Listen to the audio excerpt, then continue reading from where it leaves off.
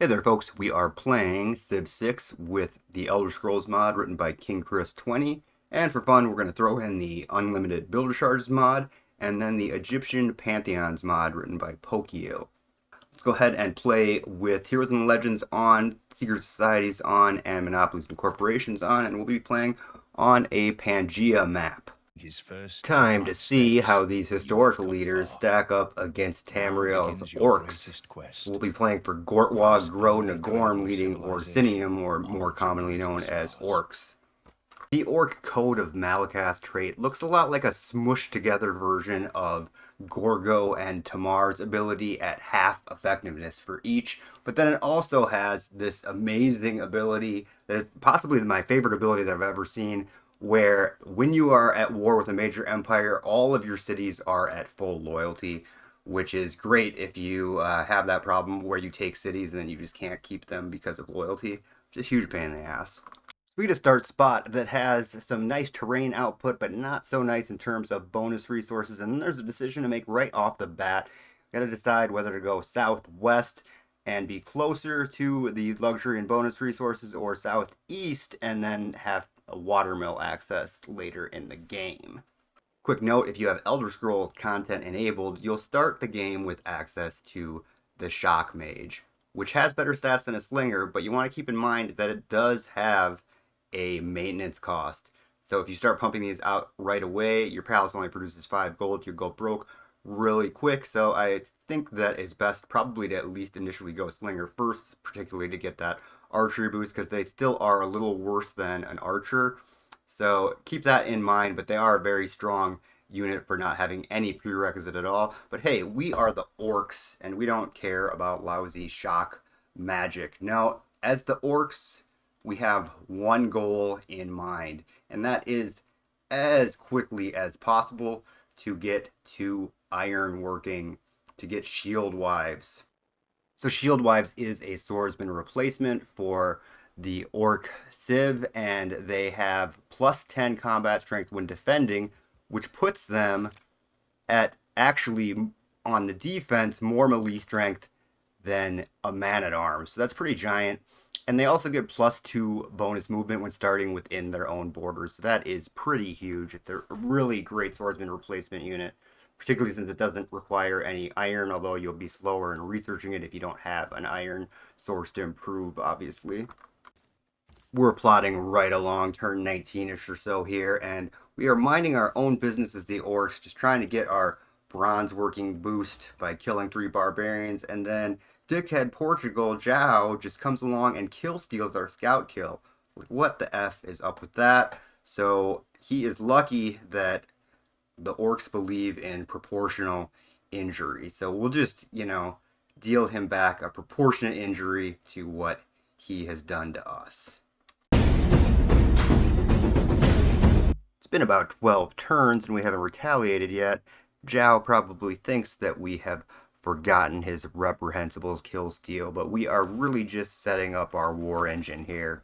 So if you're actually paying attention during the boring setup details, you might have noted that we added in Portugal's Ancient Egyptian Pantheons mod, which has a particularly good pantheon for the Orcs, which is a pantheon that gives 50% of the defeated combat unit strength to science, so sort of like a pantheon version of Macedon's barracks. So now we're going to be able to get faith, culture, and science off of kills. So we have a complete civilization engine driver just by killing those. We don't have to actually build any districts or buildings that produce any of those things. Holy crap, it's about freaking time. It's like turn 75 already, and we're just now getting around to declaring war.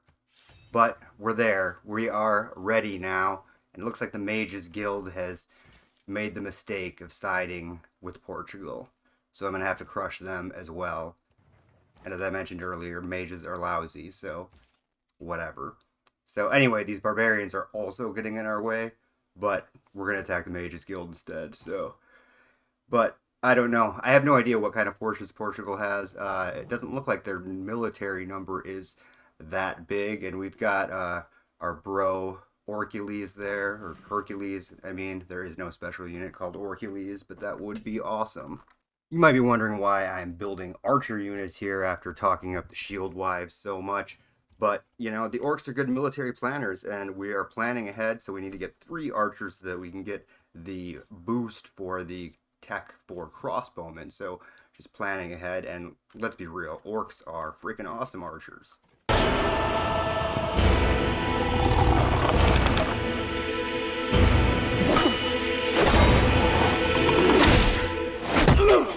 You see that orc archery was so inspiring that a great general appeared out of nowhere, just like that made up orc from the Lord of the Rings movie. But he was pretty badass, much like my orcish army here.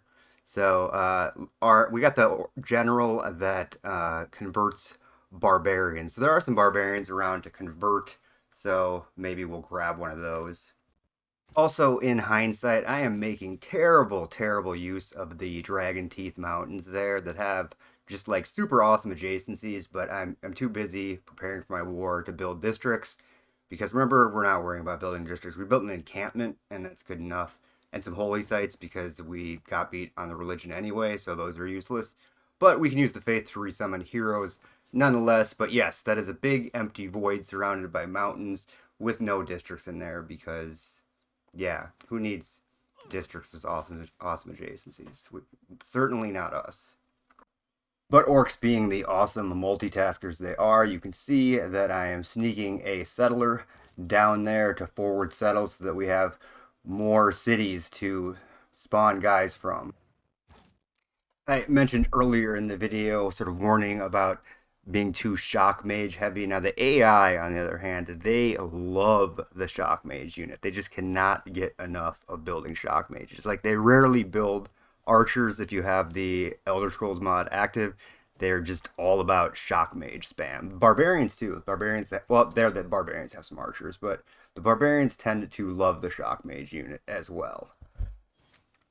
Now, one of the other nice things about the Orc Civ is that they have a walls replacement that is a faster to build and better walls that you don't need the prerequisite tech for. So we're going to use that just to get the boost here, but it's 50% stronger than ancient walls, and you don't have to have research masonry before you build them. So I don't have any up right now because I don't have any immediate threat, but they are very nice to have. And yes, I did just waste my general to take one single swordsman. I think it's because I just didn't want him pillaging all my crap up there. And yeah, so that's really not a good trade, but I didn't have any units up there, and I don't know. I'm going with that reason. Now, if you notice some of the wonders have different names, those are actually the same wonders as there are in the base game. Those are not different, they're just renamed. So that Observatory of the Divines is really just the Oracle, and the Temple of Mara is just the Temple of Artemis. So you just have to be familiar with the icon or what those things do to get used to that. Same with the governors as well, and the religions, although we added the additional religion mod this game. So but we've got our sneaky settler down there to get our forward base. Now the problem here with our invasion here is that we don't want Coimbra, which is the easy target, because it's only got 2 population and Evora has 8. And now keep in mind that as long as we're at war, we have that 100% loyalty boost from the Civ ability. But if we wanted to declare peace at some point, then we don't really want to take Coimbra because we may lose it to loyalty pressure from being too close to the high population cities for Portugal. Super great news that we unlocked Sanguine Pact there. That's obviously the secret society that we want for early war. So the next government title we get, we're going to be deploying a vampire to help Hercules out there, because it's just him battering around an archer down there. But I'm busy working on infrastructure with my 999 charge builders, which, by the way, they are the AI gets those too, so it's not like, oh well, I'm giving myself 1,000 charge builders and they just get 3 charges. That, like, everybody in the game has them. Not to say that it's balanced or anything, but I actually find it much more relaxing just to build as much as I want, even though that's not really the way the game was designed. But anyway, that's what's going on. Mostly just battling barbarians with half my troops, which seem to be delaying consolidating my forces here. But Um, sort of piddly forces on both sides, but apparently I have pillaged a lot of farms to heal myself en route. Well-oiled orc machine here even uses their scouts to good effect here, stealing a builder 999 charge builder from the AI. Just discovered Beowulf as well, so not really doing as much damage as I'd like to be doing to the city, and these barbarians are getting a little bit out of hand there, but we have a swordsman and a shield wife up there, but yeah, made like zero progress on sieging these cities. Stole a builder though, so hey, that's cool.